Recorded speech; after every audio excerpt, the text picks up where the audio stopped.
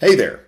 Lana Del Rey is trending today because she has struck back against critics who claim that she is glamorizing abuse. Now, of course, there's been a lot of backlash about her mentioning women of color in her post, and I'm not really going to go into that. I really want to stick in this talk about why she was attacked in the first place, what attack she's responding to, and does Lana Del Rey's music glamorize abuse and abusive relationships? A few years back, I did some lectures on Romanticism and romantic art, and I want to examine Lana Del Rey's music in light of the Romantic movement, okay? And when you think about the Romantic movement, which peaked in the early 19th century, Romanticism is about glamorizing the past and glamorizing being in love even when the relationship is, as Lana says about the relationships that are in her music, not perfect. And of course, in some of Lana's songs, the relationships are very, very not perfect, okay? He hit me and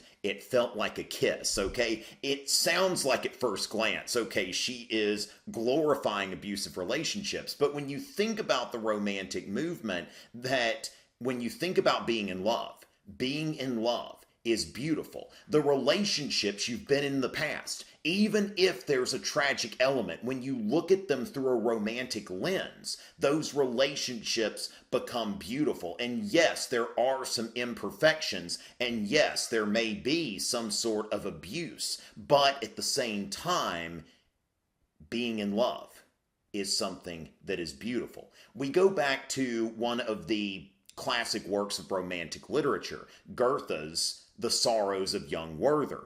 At the end of the book, spoiler alert, okay, I don't think anybody's actually going to read this book. It's one of those books that comes up when we're examining the Romantic movement. So let's just go ahead and go to the end. Fast forward a few seconds if you don't want to know what happens. But basically, this book is about the protagonist, young Werther, who falls in love with Charlotte, who is already engaged to another man.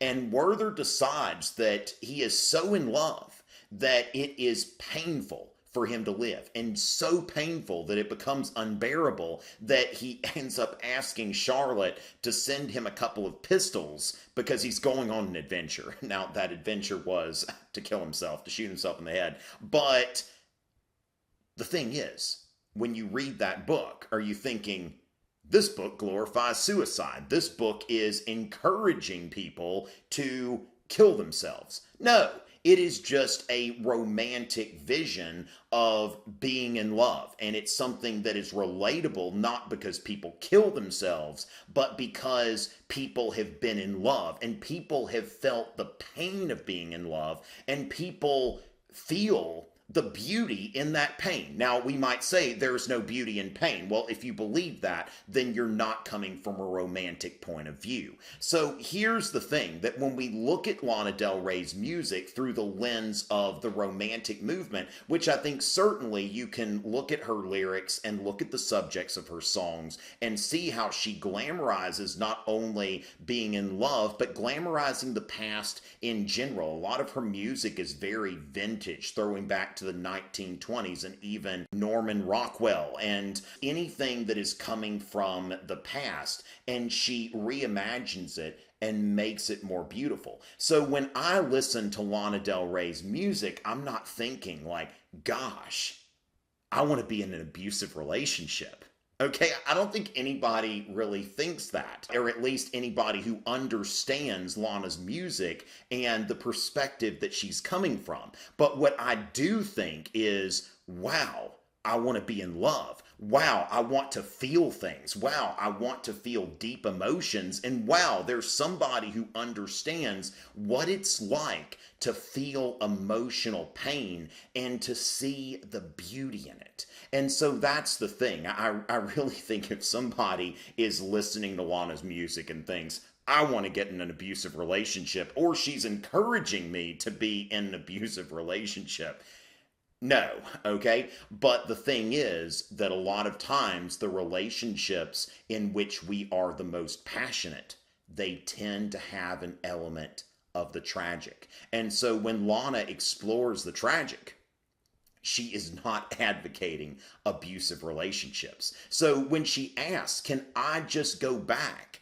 to doing what I do and singing about the things that I want to sing about and having my own voice without constantly being criticized for advocating something I'm not advocating? Just let her be. And I'm looking forward to whatever it is that Lana is going to be releasing on September 5th. So hopefully this gives people a little perspective.